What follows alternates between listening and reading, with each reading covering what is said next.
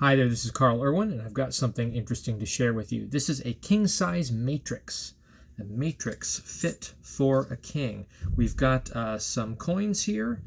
These are some Kennedy half dollars, and we're going to set these in a pattern, a square pattern, extremely far apart with lots of space in between everywhere. That's so you can really see the action. Watch very closely. We cover up the first coin down here, we cover up the second coin up here, and then boom, you can see it happen. The coin travels from here to there. That's two coins that we have traveling across the mat. We're going to do the same thing again. I want you to watch this very closely. This time we're going to go from this side over to here, and you can see the space in between very, very clearly. Watch closely. 1, 2, 3. You can see it happen. That's 1, 2, 3 coins right there traveling across the mat. Let's try this again.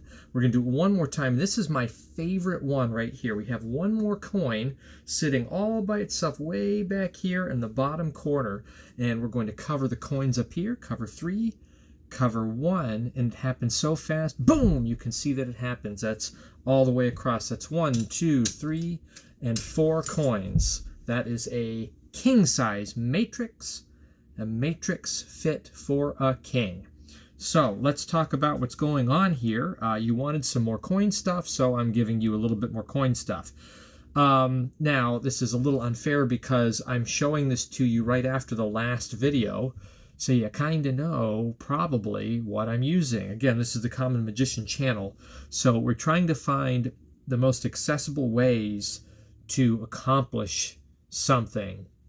Now, this is going to take some practice in terms of handling, but not very much. And because we're using a gaff, it does a couple things for us. It makes it easier to execute, but it also makes it cleaner to execute.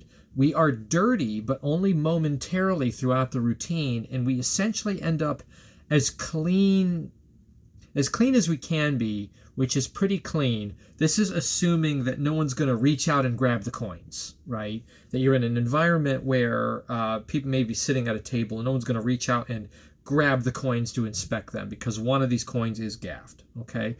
We are using a split coin.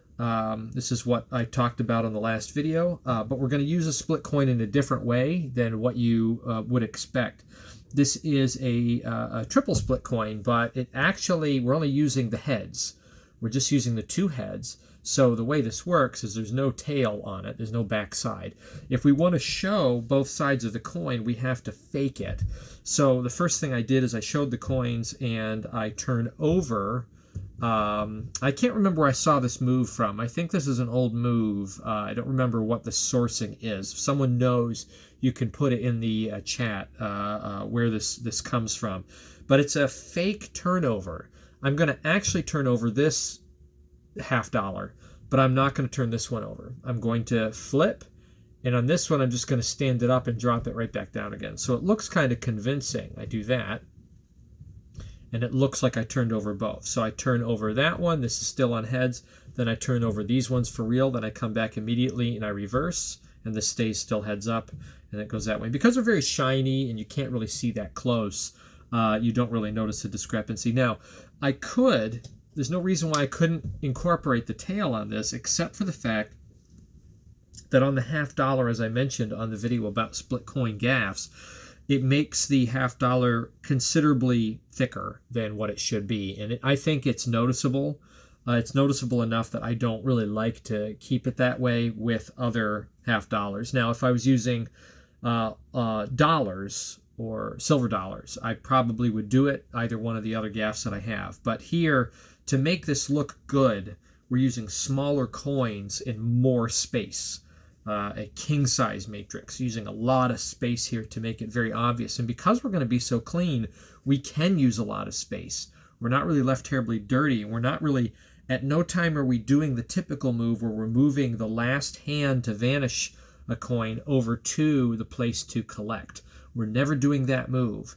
We're always going over here from clearly empty hand, okay? And that's the benefit. So in order to do this, I think, as clean as it can be, I just got rid of that tail, and I'm treating it in this way. But you could use it if you wanted to. So we put the gaff coin up here.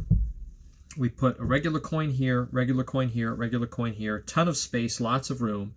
And the move is very, very simple. In terms of the appearance, I'm just going to take my right hand, I place my palm on top of the split coin. It will catch on the material. You have to have a kind of mat, something that's soft, that will accept the bottom coin and grab it. I'm just going to drop my palm on this and slide the head off of the other head. I'm going to split the coin right on the mat. So I do this, and I have it covered. And I'm going to take my hand over here. I'm going to go to this coin first, the one that actually has the worst view. I'm going to try to leave some black space open here. I'm going to cover this one up, and I'm going to place my palm squarely on it so that I can move it in such a way where my hand seems to be up off the table, but actually my palm is on that coin, and it allows me to move apparently with my hand kind of hovering, but really I have contact on that coin. So I place my hand on there, and I like to do this move. I have my fingers closed, and then I spread the fingers like this, and it kind of makes a magical gesture, like a pop, like something happened. And first I show that the coin has traveled, and then I slide the other hand away. Now that the attention is here, I slide this hand away, apparently hovering in space, but actually sliding this coin over to this area between the other two. Then I do this move, and this is the same cleanup move, and I do it between every one of them. I take the head that I slid off, and I drop it quickly on top of the other head. Now, because these are magnetic, you want to be careful because you don't want that to happen. You don't want to pick it up. But I take this, I drop it on, I say 1, 2, and then I slide it to the center into this hand where there is another coin. So I've actually brought the coin that was here back together with the gaff. Now I take these two, I slide them back up into the corner, and then I just repeat the process. They say in magic you shouldn't really do the same method twice in most instances. But because we're really just doing this kind of briskly from 3 very different locations, I think you can kind of get away with this. That moment where you bring the coins together really goes off, especially if you're being informal about it. So I just repeat. I go to this side over here, and I make a deal about the fact that there's a space between that you can see very clearly. I lay this hand down on top of the gaffed coin. I separate it with the palm. I place this hand over here, place the palm on it. 1, 2, 3. It pops like that, and you can see that the coin has traveled over there. Now, to clean up, I take the real coin. I place it on top of the head, the top head, and I place that on top of the bottom head, which brings the two heads, the split coin heads, back together with a real coin on top. And then again, I do the same move. I slide this into the middle, catch it with the other hand, and I actually end up bringing the other coin back together with those 3. My hands are free and clear at this point. Then I slide them back over, and I want to keep track of this split coin. So one thing I did is I just noted the date on it as compared to the others is a 2001, where the others are 70s. This is 77, and this is a 93. Okay, so I know 2001 I'm looking for is the one that I'm interested in. And now the last coin, I make a deal out of the fact that this is the furthest to travel. And again, I don't ever bring this hand over and switch. I never do that move. I bring this hand down on top of the split coin. I take the head off. I place this hand on top of the real coin. 1, 2, 3. It pops. I show it. I slide away. You can see that it is gone. And then immediately I pick up real coin on top of real coin on top of split head on top of split head. Throw them together in the middle, and I'm clean. I can actually show my hands empty. I don't have anything else with me. It's just these coins. And actually 3 of them are real.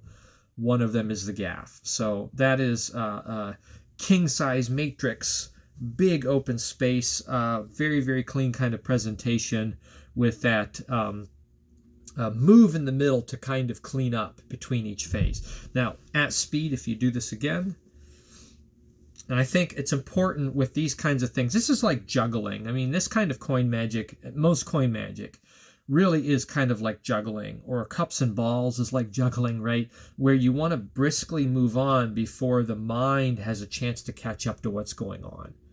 If the mind has a chance to work out the moves that have happened, then you can get caught out. But if you move briskly to the end where you are clean, there's really no chance to kind of track back through what has happened. So I think it's very important to keep moving. Never stop and let it sink in. This is just not the kind of method where I think you should do that, and very few methods are. Okay, so here it is. I have all the coins. First I'm going to go for this one. I cover up the coin that's going to move, and then I split off the head up here. 1, 2, 3, pop, there it goes. I show it, bring this hand way out of the way, pick it up. That's 1, 2 coins. I slide them back over here. I note the coin, the split coin right there. Then I go from this side. You can see the space in the middle. I separate it off. I go 1, 2, 3.